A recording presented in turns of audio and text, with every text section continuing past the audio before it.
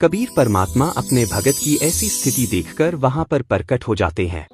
अगर आज इस पत्थर की मूर्ति ने दूध का भोग नहीं लगाया तो मेरा ये भक्त भूखा ही प्राण त्याग देगा।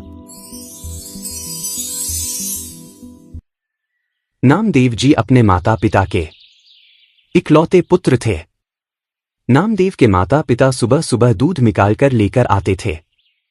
सुबह का भोजन करने से पहले वो विट्ठल भगवान को उस दूध से भोग लगाया करते थे।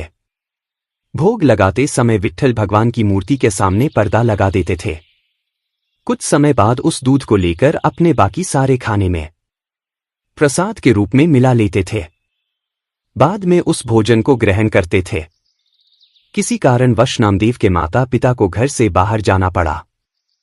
बेटा नामदेव, हमें कुछ दिनों के लिए घर से बाहर जाना पड़ गया है। आप घर पर ही रहना और विट्ठल भगवान को सुबह दूध का भोग लगा देना।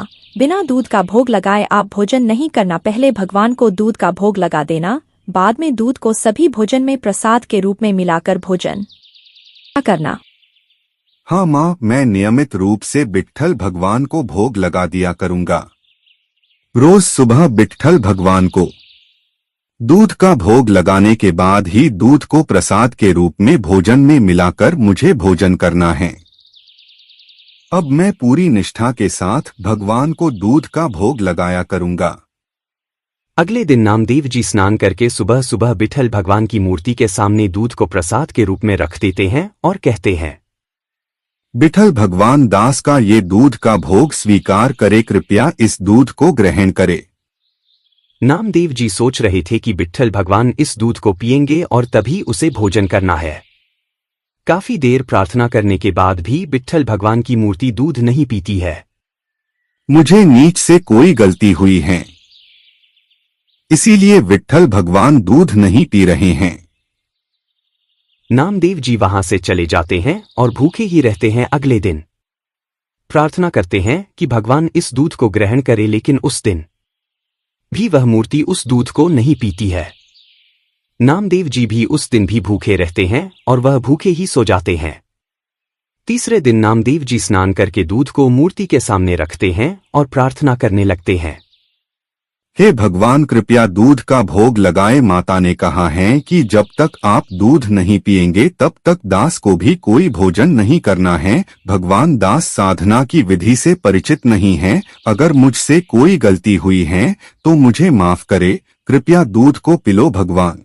कबीर परमात्मा अपने भगत की ऐसी स्थिति देखकर वहां पर प्रकट हो जाते हैं। अगर आज इस पत्थर की मूर्ति ने दूध का भोग नहीं लगाया तो मेरा ये भक्त भूखा ही प्राण त्याग देगा। कबीर परमात्मा सूक्ष्म रूप बनाकर उस मूर्ति में प्रवेश कर लेते हैं और दूध को पी लेते हैं। यदि किसी भक्त के प्रारब्ध के कर्म अच्छे होते हैं तो कबीर परमात्मा उनकी मदद करते हैं।